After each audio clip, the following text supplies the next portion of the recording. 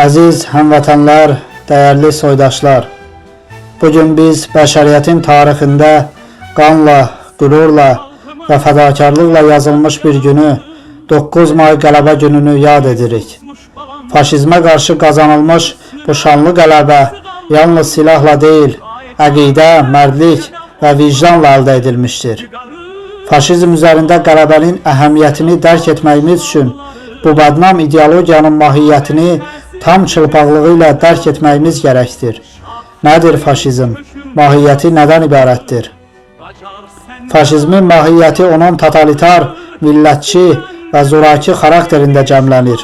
Bu ideologiya fərdi azadlıqları yox sayır, dövləti və lideri ali dəyərə çevirir, xalqı vahid iradəyə tabi olmağa məcbur edir. Faşizm müxtəlif düşüncələrə və azlıqlara qarşı dözümsüzdür.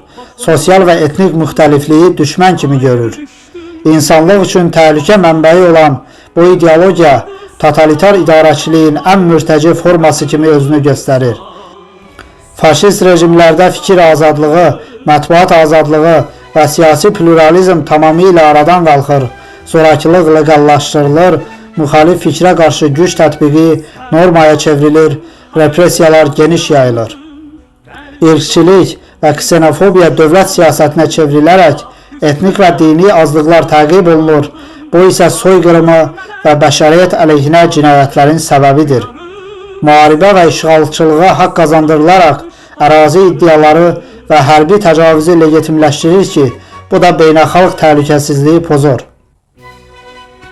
Faşizm təkcə bir siyasi sistem deyil, həm də insanlıq əleyhinə təhlükəli bir düşüncə formasıdır. Məhz bu səbəbdən Avropada faşizm ayaq açıb yeriyəndə bütün dünyanın mütərəqqi, humanist insanları kimi əcdadlarımız da bu ümumbəşəri cinayətə qarşı mübarizəyə qoşulmuşlar.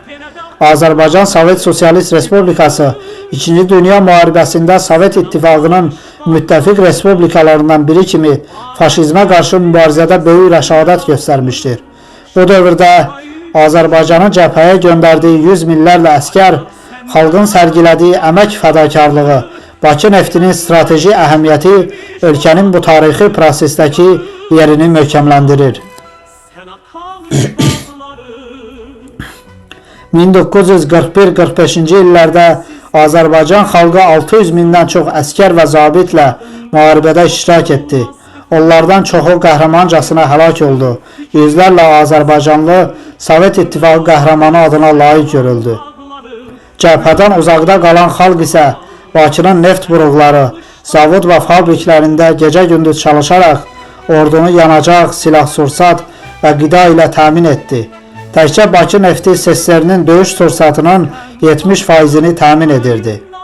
Azərbaycan həm döyüş meydanında, həm də arxa cəbhədə göstərdiyi mətin duruşu ilə faşizmə qarşı ümumbəşəri mübarizədə önəmli rol oynamış, öz vətəninə və bəşəri dəyərlərə sadiqliyini sübut etmişdir.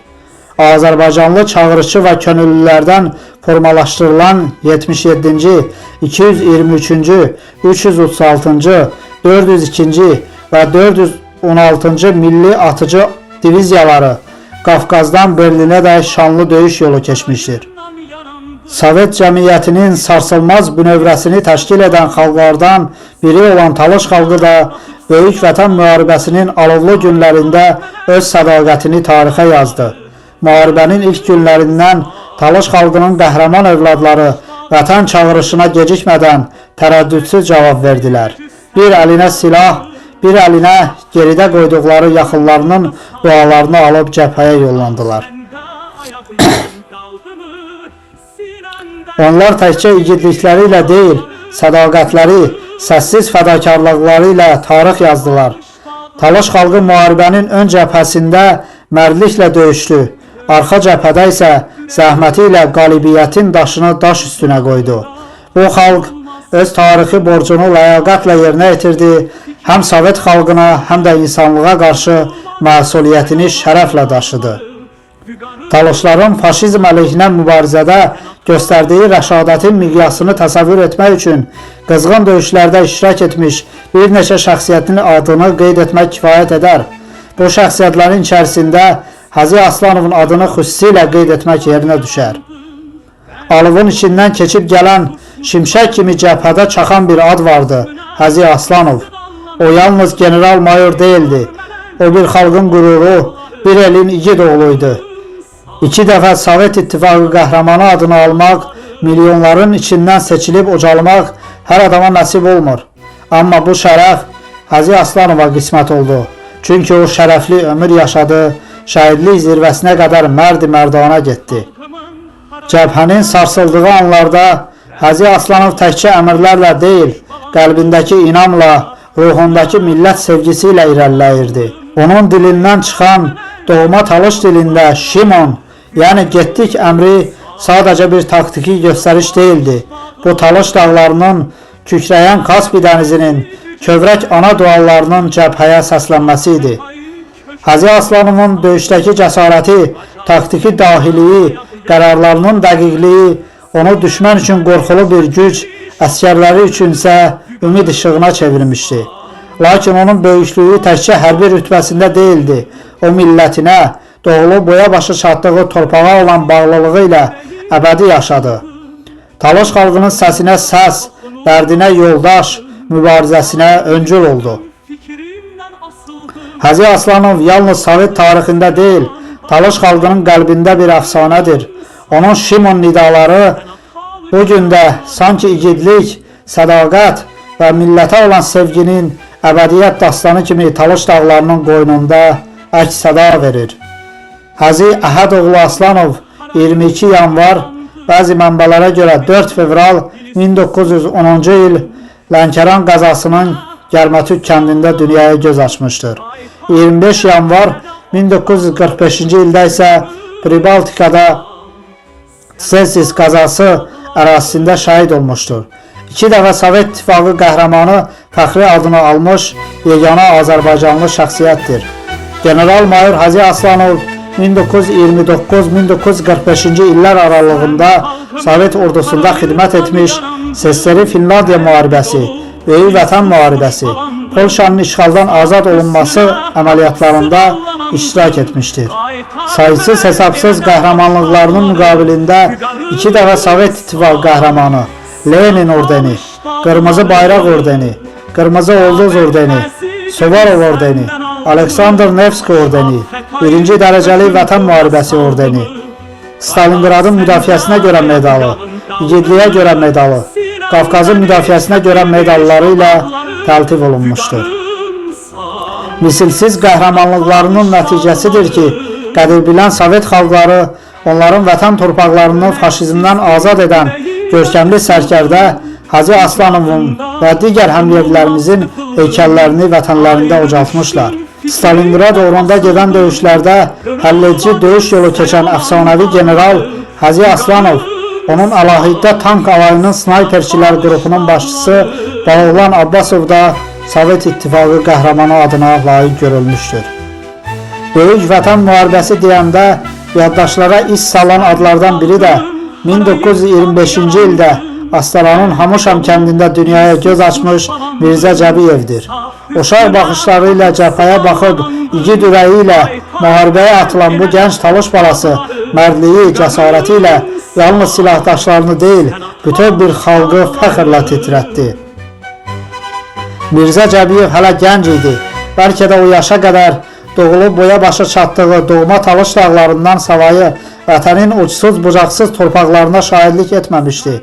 Amma döyüş meydanında sanki bir dağ kimi dururdu. Onun cəbhədə göstərdiyi şücaətlər sadəcə qəhrəmanlıq yox, gəncliyin, ruhun, inamın nələrə qadir olduğunu göstərən canlı salnamədir. Onun igidliyi qarşısında zaman belə təzim etdi. Mirzə Cəbiyev Azərbaycanın ən gənc Sovet İttifaqı qəhrəmanı adını yaşına görə deyil, vətənə olan böyüklüyünə görə qazandı. Talış dağlarının əzəmətli zirvələrinə onun adı əbədi yazıldı. Bugün də hər yurdsevər Talış oğlu, hər igid qəlbli gənc onun adını eşidəndə içində bir vüqarla pıçıldayır. Qəhrəmanlar yaşa dolmur, onlar tarixə yazılır. Şanlı bayraqlarımızın yelləndiyi hər bir vətən səmasında Mirzə Cəbiyevin məğrur ruhu dolaşır.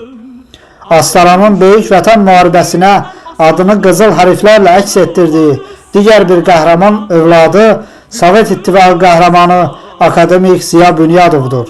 Ziya Bünyadov Böyük Vətən müharibəsinin ön cəbhəsində sinəsini düşmənə sipər edən qəhrəman, müharibədən sonra isə qələmini elm yolunda sipər edən bir ziyalı idi. O təkcə Sovet İttifaqı qəhrəmanı kimi deyil, həm də akademik kimi tarixə düşdü. Cəbhədəki igidliyi, şücaəti sözlə ifadə edilməyəcək qədər böyük idi. O, alovların içindən keçdi, düşmən səngərlərinə ilk girənlərdən oldu, ölümə sinə gələnlərdən oldu.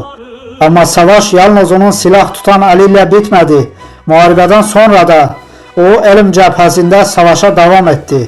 Ziya Bünyadov üçün vətən sevgisi yalnız döyüş meydanında deyil, həm də yazdığı elmi əsərlərdə, araşdırmalarında, xalqın tarixini qorumaq və saxtalaşdırmalara qarşı mübarizədə öz əksini tapırdı.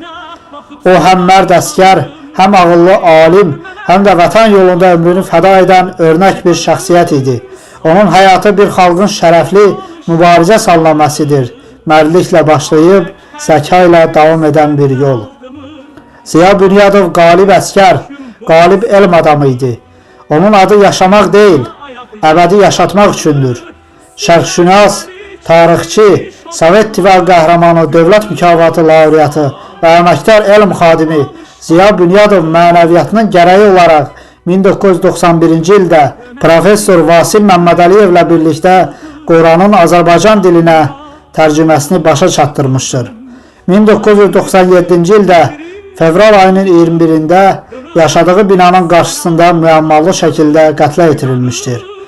Ruhu şad olsun, qəbri nurla dolsun. Faşizmə qarşı mübarizədə lirik və masallı cəmaatının fədakarlıqlarını da xüsusilə qeyd etmək lazımdır. Masallıdan cəbhəyə 10 mindən artıq soydaşımız yola salınmış, onlardan yalnız 4248 nəfəri geri qayıtmışdır. Masallıdan olan igid vətən övladlarının sırasında Əli Əcdaroğlu Zaidovun adını qeyd etmək lazımdır. O, arxa cəbhədə Sovet ordusunun qalibiyyəti üçün əlindən gələni əsirgəməmişdir. 1941-45-ci illərdə Sovet İttifaqı qəhrəmanı Lenin ordeni mükafatına layiq görülmüşdür. 41-45-ci illərdə kolxoz sədri vəzifəsində çalışmış, həmin vaxt arxa cəbhə olaraq hərbi fonda yardımlar etmiş, o cümlədən Lerik, Lənkəran, Masallıdan ehtiyacı olan insanlara yardımlar göstərmiş və buna görə də orden və medallarla təltif olunmuşdur. Böyük Vətən müharibəsində Hüseynov Əli Nəcəfoğlunun timsalında Leriklilərin də şücaətini görə bilərik. O, Lerik rayonunun Daster kəndində doğulmuş, əsli Rəzqov kəndindəndir. Reyxsağın alınmasında bilavasitə iştirak edərək yüksək orden və medallara layiq görülmüşdür. Bu nümunələr talışların irticacı faşizmə qarşı mübarizədə göstərdikləri misilsiz qəhrəmanlıqların yalnız bir hissəsidir. Talışların içərisində əliş silah tutanlar ön cəbhəyə, geridə qalanlar isə qəhrəman vətən övladlarının qalibiyyəti üçün arxa cəbhədə var gücü ilə çalışırdılar. Təəssüf hissi ilə qeyd etməliyik ki, azadlıqsevər qəhrəman əcdadlarımızın sayəsində Hitler faşizmi məhv olsa da, günümüzdə bu qeyri-insani ideologiyanın daşıyıcıları fərqli adlarla, fərqli vədlərlə neofaşist cərəyanlar kimi qarşımıza çıxmaqdadırlar. Neofaşist ideologiyaların dirçəlməsi yalnız demokratik dəyərlərə deyil, həm də sosial ədalətə, insan haqlarına və cəmiyyətin sabitliyinə ciddi təhlükə yaradır. Bu ideologiyalar millətçiliyi və nifrəti təbliğ edir, azlıqda olan qrupları hədəfə alır, avtoritarizmi önə çıxarır, fərdi hüquqları və azadlıqları məhdudlaşdırmağa çalışır, diktaturalara bəraət qazandırır və zorakılığı ideallaşdırır. Əsrlərin qanla yazılmış səhifələrindən doğan bir həqiqət var. Faşizm insanlığın qaranlıq üzüdür. O, insanın insana olan sevgisini, azad nəfəsini, dilini, kimliyini boğan bir zülmət kölgəsidir. Neofaşizm isə həmin kölgənin yeni don geyinmiş, müasir cəmiyyətin qapısını döyən simasıdır. O, gah millətçi ritorika ilə, gah da saxta vədlərlə gəlir. Gözə görünməyən, amma ruhu sıxan, ürəklərə şübhə salan bir zəhər kimi yayılır. Ancaq insanlıq bu dəfə susmamalıdır. Hər bir vicdanlı insan, hər bir azad düşüncəli gənc bu nifrət toxumuna qarşı dayanmalıdır. Çünki neofaşizmə susmaq sabaha xəyanətdir. O ideoloji virusun qarşısını ancaq sevgi, bərabərlik, ədalət və tarixi xatırlama ilə almaq olar. Biz xatırlamalıyıq ki, bir vaxtlar küçələrdə azad yazan uşaqların səsini tanklar əvəz etmişdi. Qapılar döyüləndə insanlar titrəyirdi. Unutmayaq ki, neofaşizm təkcə bir ideologiya deyil, bu yaddaşsızlıqdan doğan ikinci bir faciədir. Mən Talış Mühacir Hökumətinin mədəniyyət, lingvistika, etnografiya naziri kimi Böyük Vətən müharibəsində ulu babasının şəhidliyini qan yaddaşında daşıyan bir gənc kimi faşizmə qarşı dirənişin müqəddəs ucağında köz olmuş minlərlə igid ruhun qarşısında səssiz bir ehtiramla baş əyirəm. Qələbə onların alınlarının təri, qanlarının izi ilə qazanıldı. Bugün azad nəfəs alırıqsa, bu onların can bahasına qazandığı qalibiyyətin bizə ərmağanıdır. Tərəqqipərvər bəşəriyyətin şüurunda onların adı, insanlığın qəlbində onların ruhu əbədi yaşayacaq. Onlar bizim qəhrəmanlarımızdır. Unudulmayan, əbədi, müqəddəs.